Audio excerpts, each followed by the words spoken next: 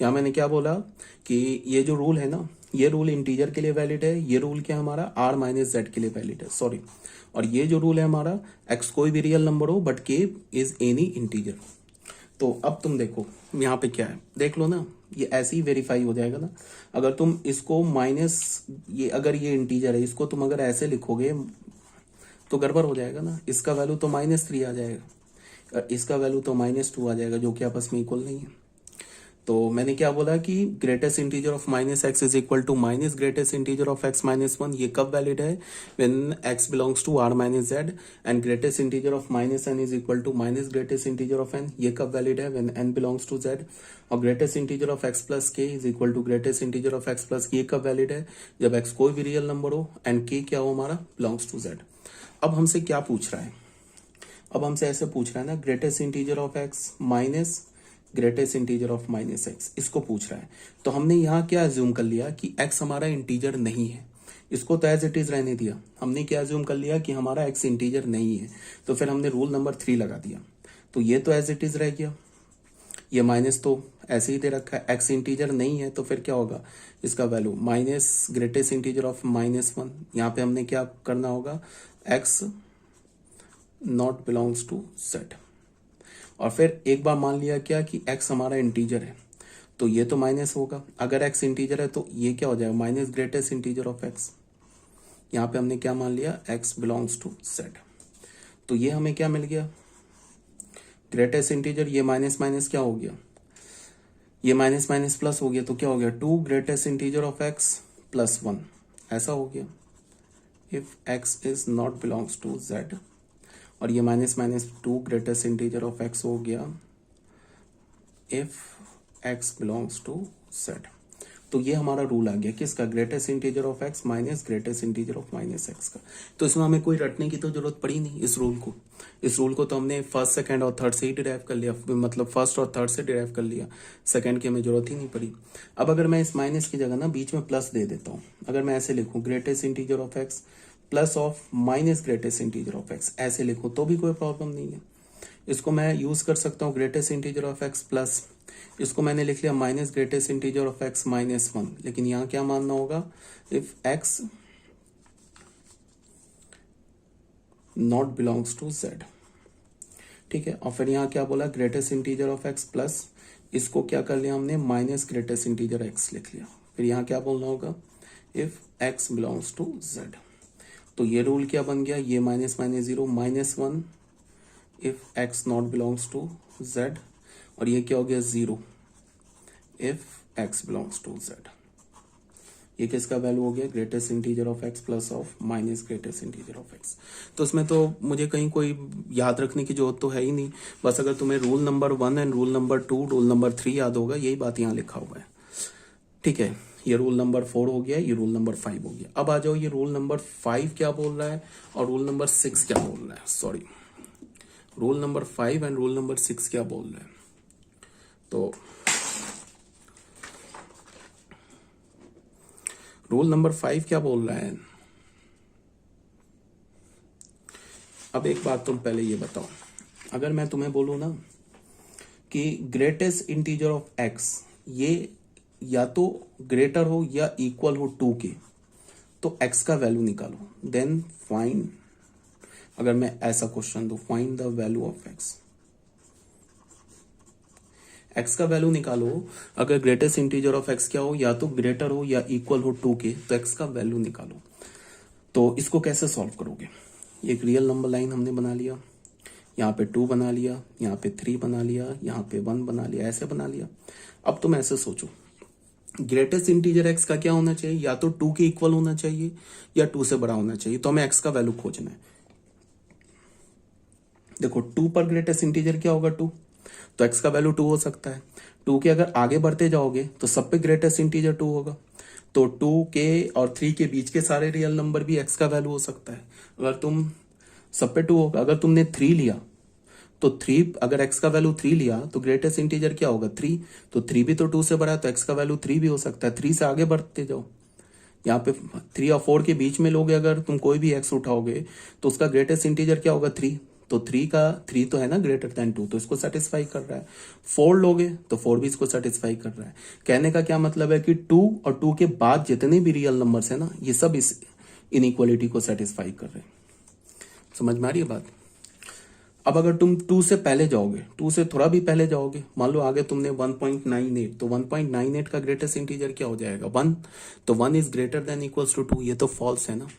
तो इसका मतलब है क्या कि 2 से जो लेस है ना रियल नंबर, वो x का वैल्यू नहीं हो सकता है। तो फिर x का वैल्यू क्या हो सकता है? या तो 2 या 2 से ग्रेटर सारे रियल नंबर।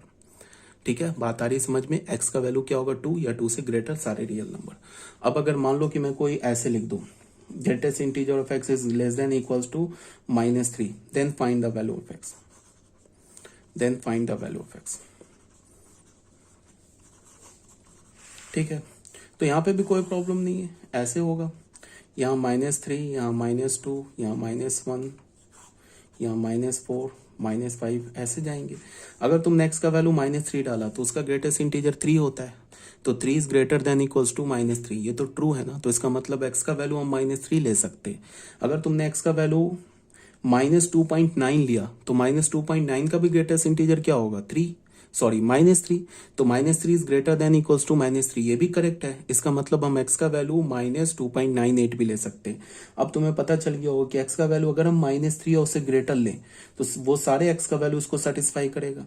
अगर हमने x का वैल्यू -3 से लेस लिया, फॉर एग्जाम्पल हमने ले लिया -3.1 ले लिया, तो -3.1 का ग्रेटेस्ट इंटीजर क्या होगा? -4। तो -4 is greater than equals to -3, ये तो फॉल्स है ना। -4 तो छोटा होता है ना, -4 -3 के ना ही इक्वल है, या -4 -3 से बड़ा भी नहीं, वो तो छोटा है।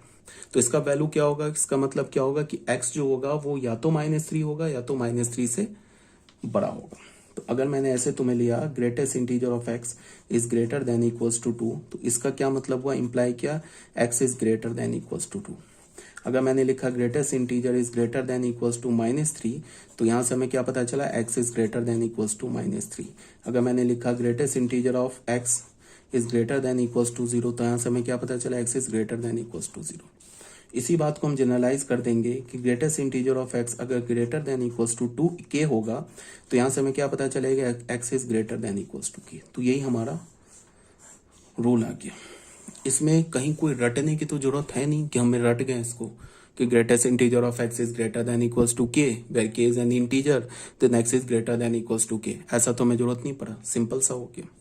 ठीक है, अब अगर मैं इसको ना ऐसे लिखूं, अब फिर से देखो, अगर मैं ग्रेटेस्ट इंटीजर इज सिर्फ ग्रेटर देन 2 करूं और मैं बोलूं कि then find the value of x, then find the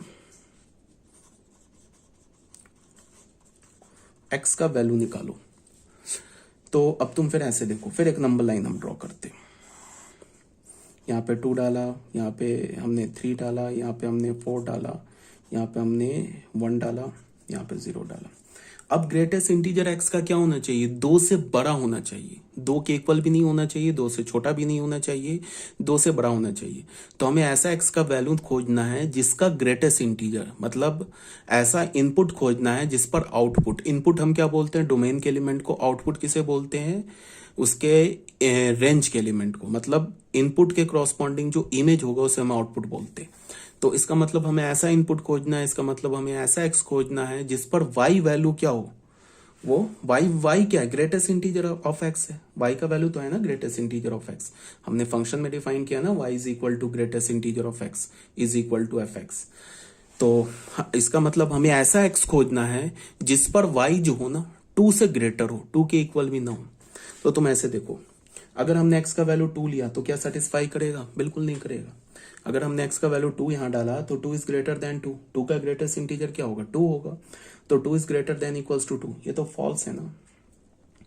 अगर हमने x का वैल्यू 2 और 3 के बीच में कुछ भी उठा लिया, 2.4 उठा लिया, तो 2.4 का भी ग्रेटेस्ट इंटीजर 2 होगा, तो 2 इज ग्रेटर देन 2 आ जाएगा, ये भी फॉल्स है।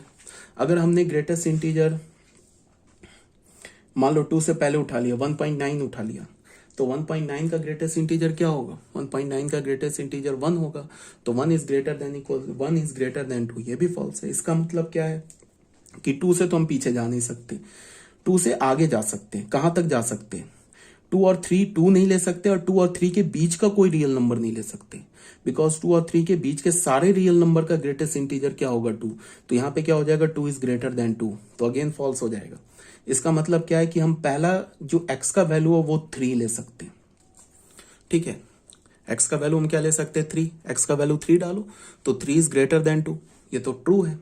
उसके बाद 3 से कोई भी आगे उठाओ, 3 और 4 के बीच में कोई भी ग्रेटेस्ट x का वैल्यू लो, वो तो इसको सेटिस्फाई कर जाएगा। 3 और 4 के बीच के सारे x के लिए ग्रेटेस्ट इंटीजर क्या होगा, ग्रेटर देन 2 होगा। ठीक है, तो 3x के बीच का कोई भी वैल्यू लोगे उसका ग्रेटेस्ट इंटीजर 3 होगा, जो कि 2 से बड़ा है। तो इसका मतलब कि 3 सेटिस्फाई कर गया, 3 और 4 के बीच का सारा रियल नंबर सेटिस्फाई कर गया। 4 लेंगे तो ये भी कर जाएगा, 4 और 5 के बीच लेंगे तो वो भी कर जाएगा। इसका मतलब कि हमारा x का वैल्यू क्या होगा 3 और 3 से ग्रेटर। तो अगर मैंने बोला कि greatest integer of x is greater than 2, तो ये क्या इंप्लाई करेगा, x इज ग्रेटर देन 3। इसको हम क्या लिख सकते हैं, x इज ग्रेटर देन 2 + 1। समझ रहे हो बात को? तो एक निगेटिव में भी लेके दिखा देते हैं। अगर मान लो greatest integer x greater than -4 हो, इसको हमें बोल रहा है कि x का वैल्यू निकालो, तो बस एक रियल नंबर लाइन बना लिया। ये -4 हो गया, ये -3 हो गया, ये -2 हो गया, ये -5 हो गया, ये -6 हो गया। ग्रेटेस्ट इंटीजर x क्या होना चाहिए, -4 से बड़ा होना चाहिए। तो -4 का ग्रेटेस्ट इंटीजर -4, तो अगर मैंने x का वैल्यू -4 डाला तो हमें क्या मिलेगा, -4 इज ग्रेटर देन -4, जो कि फॉल्स है। अगर हमने x का वैल्यू -4 से छोटा डाला, फॉर एग्जांपल हमने डाला -4.2 डाला, तो -4.2 का तो ग्रेटेस्ट इंटीजर -5 हो जाएगा ना। तो अगेन -5 इज ग्रेटर देन -4, वो कि अगेन फॉल्स है। तो इसका मतलब कि हम -4 ले नहीं सकते, -4 से पहले नहीं जा सकते। अब -4 और 3 के बीच में कोई भी x उठाओ, उसका भी ग्रेटेस्ट इंटीजर -4 होगा। ठीक है, इसका क्या मतलब है कि -4 और 3 के बीच का भी हम कोई रियल नंबर नहीं ले सकते। -4 नहीं ले सकते, -4 से पहले पहले नहीं ले सकते। अगर हमने x का वैल्यू -3 उठाया, तो अगर हमने x का वैल्यू -3 लिया, तो -3 का ग्रेटेस्ट इंटीजर क्या होगा, -3। तो -3 इज ग्रेटर देन -4, ये तो ट्रू स्टेटमेंट है ना। तो इसका मतलब हमें पहला x का वैल्यू क्या मिल गया, -3। अब अगर मैं -3 और -2 के बीच का कोई रियल नंबर उठाता हूं, सबका ग्रेटेस्ट इंटीजर क्या होगा, -3। तो -3 इज ग्रेटर देन -4, ट्रू। इसका मतलब -3 ले सकते हैं, -3 और 2 के बीच का सारा रियल नंबर ले सकते हैं। फिर अगर -2 की बात करते हैं, तो -2 का ग्रेटेस्ट इंटीजर क्या होगा, -2। तो -2 is greater than -4, again true है। तो इसका मतलब -2 भी ले सकते हैं। तुम्हें समझ में आ गया होगा कि -3 और -3 से बड़ा सारा रियल नंबर ले सकते हैं। तो यहाँ पे x का वैल्यू क्या होगा, x इज ग्रेटर देन -3। इसको मैं क्या लिख सकता हूँ, x इज ग्रेटर देन -4 + 1। तो इस बात से हमें क्या इंप्लाई मिला, इससे हमें ये इंप्लाई मिला कि अगर greatest integer of x is greater than k हो, where k is any integer, तो ये क्या इंप्लाई करता है कि x is greater than k + 1। तो ये एक रूल बन गया हमारे पास। इसमें कोई प्रॉब्लम तो नहीं होनी चाहिए, सिंपल सी बात कही जा रही है आपको। अब पहला हमारा रूल क्या था, ग्रेटेस्ट इंटीजर है ग्रेटर देन इक्वल्स टू के था, तो यहां से हमने क्या बोला था, x is greater than equals to K, where k is any integer. ठीक है, अब आ जाओ थर्ड रूल में। अगर मैंने तुम्हें एक क्वेश्चन दिया कि greatest integer of x is less than 2, तो यहां से बताओ कि x का वैल्यू क्या होगा। तो कोई बात नहीं, फिर रियल नंबर लाइन बनाया हमने, 2 हो गया, 3 हो गया, 1 हो गया, 0 हो गया। तो अब क्या होना चाहिए कि हमें वो x लेना है जिसका ग्रेटेस्ट इंटीजर 2 से छोटा है। तो अगर हमने x का वैल्यू 2 लिया, तो 2 का ग्रेटेस्ट इंटीजर तो 2 होगा, तो 2 इज लेस देन 2, ये तो फॉल्स हो गया। अगर हमने x का वैल्यू 2 से बड़ा लिया, 2.4 ले लिया या 2.1 ले लिया, तो 2.1 का ग्रेटेस्ट इंटीजर अगेन 2, तो 2 इज लेस देन 2, ये भी फॉल्स हो गया। अगर हमने 3 ले लिया, 2 और 3 के बीच में कोई भी x उठाया, उसका ग्रेटेस्ट इंटीजर 2 होगा, तो 2 इज लेस देन 2, फॉल्स हो जाएगा। अगर हमने ग्रेटेस्ट इंटीजर 3 ले लिया, तो ग्रेटेस्ट इंटीजर ऑफ 3 का क्या होगा, 3 का ग्रेटेस्ट इंटीजर 3, तो 3 इज लेस देन 2, ये भी फॉल्स हो गया। इसका क्या मतलब है कि हम 2 नहीं ले सकते और 2 के बाद कोई भी नहीं ले सकते, मतलब ये नहीं चलेगा और ये इसके आगे जो है ये सब नहीं चलेगा, कुछ भी नहीं चलेगा। अब 2 से पहले आते हैं, 2 से पहले आ गया 1.9, तो 1.9 का ग्रेटेस्ट इंटीजर क्या हो जाएगा, बोलो। 1.9 का ग्रेटेस्ट इंटीजर तो 1 हो जाएगा ना। 1.9 का ग्रेटेस्ट इंटीजर 1 हो जाएगा, जो कि चल जाएगा। 1 इज ग्रेट लेस देन 2, ये तो ट्रू है। तो इसका मतलब x क्या होगा, x इज लेस देन, हमें क्या लेना है कि 1 2 से छोटा, तो x इज लेस देन 2 चल जाएगा। समझ में आ रही है बात? अगर तुमने x का वैल्यू 2 नहीं लेना है, इक्वल लगा दोगे तो फिर गलत हो जाएगा। सिर्फ x क्या होना चाहिए, 2 से छोटा होना चाहिए। तो फिर अगर x का वैल्यू 2 से छोटा ले लो, 1.9 ले लो, तो 1.9 का ग्रेटेस्ट इंटीजर है 1, तो 1 इज लेस देन 2, करेक्ट है। इसका मतलब x का वैल्यू 1.9 चल गया। तो 2 से छोटा कोई भी ले लो, 1 ले लो, 1 का ग्रेटेस्ट इंटीजर अगेन 1, तो 1 इज लेस देन 2, ट्रू है। 0 1 के बीच में कोई ले लो, मान लो 0.5 ले लिया, तो 0.5 का ग्रेटेस्ट इंटीजर क्या होगा, 0 होगा, तो 0 इज लेस देन 2, ये भी ट्रू हो गया। इसका मतलब क्या है कि अगर ग्रेटेस्ट इंटीजर x बोला जाए लेस देन 2 हो, तो x का वैल्यू क्या होगा, लेस देन 2। ये तो मैंने पॉजिटिव इंटीजर के लिए बोल लिया, नेगेटिव इंटीजर के लिए भी ट्रू है। अगर तुम x का ये 2 की जगह -2 डाल दो या -4 डाल दो, तो भी x क्या होगा, लेस देन -2 होगा। तो यहां से हमें क्या मिल गया कि अगर ग्रेटेस्ट इंटीजर ऑफ x क्या हमारा लेस देन k है, where k is any integer, तो इसका क्या मतलब होगा, x is less than k where k is any integer. अब अगर मान लो कि तुमसे ऐसे, ये रूल नंबर हमारा क्या हो गया, पहला, दूसरा, ये हो गया तीसरा। चौथा रूल की बात कर रहे हैं। अगर greatest integer of x less than equals to मान लो 2 है, अब फिर बोल रहा है कि x का वैल्यू निकालो, क्या होगा, तो कोई बात नहीं, फिर रियल नंबर लाइन बनाए, 2 हो गया, 3 हो गया, 4 हो गया, 1 हो गया, 0 हो गया, ऐसे हो गया ना।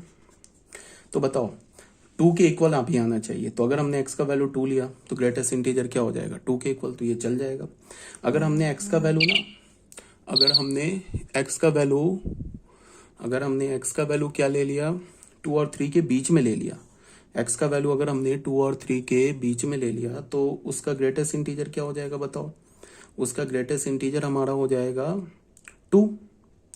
अगर हमने x का वैल्यू 2 और 3 के बीच में लिया, तो ग्रेटेस्ट इंटीजर 2 हो जाएगा, तो 2 इज इक्वल टू 2 चल जाएगा। अगर हमने x का वैल्यू 3 ले लिया, तो फिर गड़बड़ हो जाएगा, तो ये नहीं ले सकते, बिकॉज 3 लेंगे तो 3 का ग्रेटेस्ट इंटीजर क्या होगा, 3, तो 3 is neither less than 2 nor equals to 2, तो ये नहीं चलेगा, तो इसके बीच का सब चल जाएगा। अगर तुमने x का वैल्यू 2 से छोटा लिया ना, तो वो भी चल जाएगा, इसका मतलब ये हो जाएगा। तो यहां से क्या होगा, x क्या होगा, लेस देन, बोलो 2 + 1 हो जाएगा, ऐसे लिख सकते हैं ना। अगर ये -2 होता ना, तो भी क्या होता, x is less than -2 + 1, x is less then -1 आ जाता। चलो लेके दिखा दे रहा हूं। अगर हमने ग्रेटेस्ट इंटीजर ऑफ x ले लिया लेस देन इक्वल्स टू -3, तो कोई बात नहीं है, हमने यहाँ -3 ले लिया, ये हमने ले लिया -2 ले लिया, हमने -1 ले लिया, -4 ले लिया, ऐसे ले लिया। अब क्या बोला है, उस x को निकालो जिसका ग्रेटेस्ट इंटीजर या तो -3 के इक्वल होगा या तो -3 से छोटा होगा। तो बताओ -3 पे ग्रेटेस्ट इंटीजर -3 होगा, तो ये -3 चल जाएगा। अगर मैं -3 और 2 के बीच में लूँ ना, कुछ भी -3 और -2 के बीच में, तो उसका भी ग्रेटेस्ट इंटीजर क्या होगा, -3, तो वो भी x का वैल्यू चल जाएगा। बट अगर मैंने x का वैल्यू -2 ले लिया, फिर गड़बड़ हो जाएगा। अगर -2 लिया, तो -2 का ग्रेटेस्ट इंटीजर क्या होगा, -2 का ग्रेटेस्ट इंटीजर -2 होगा, तो -2 -3 से ना ही छोटा है और -2 -3 से ना ही इक्वल, ना -2 -3 के इक्वल है, तो ये नहीं चलेगा। तो हमें क्या पता चल गया, सब चल जाएगा। तो यहां से हमें क्या होगा, x क्या होगा, ये लेस देन हो जाएगा, ये क्या हो जाएगा बताओ, -3 + 1, इक्वल नहीं हुआ यहाँ पे, ठीक है। तो यहां से हमें क्या पता चल गया कि अगर greatest integer of x is less than equals to k हो, तो ये क्या इंप्लाई करेगा, x is less than k + 1 where k is any integer, ठीक है। तो यही बात बताई जा रही है आपको। यहाँ पे ये 6, 7, 8 और 9 ये रूल दे रखा है। तो मैं क्या बोल रहा हूँ कि सिर्फ ये 3 रूल याद रखना है तुम्हें, बाकी ये 4, 5 लॉजिकली फर्स्ट और थर्ड से ड्राइव हो गया, और 4 और 5 ड्राइव हो गया, 6, 7, 8, 9 देन एंड देयर आप निकाल सकते हो। अगर मान लो कि ऐसा क्वेश्चन हो जाए ना, greatest integer of x is less than 2, तो तुम्हें फॉर्मूला याद थोड़ी ना करना है। जितने टाइम में तुम फॉर्मूला याद करोगे, उतने टाइम में तुम क्या करोगे,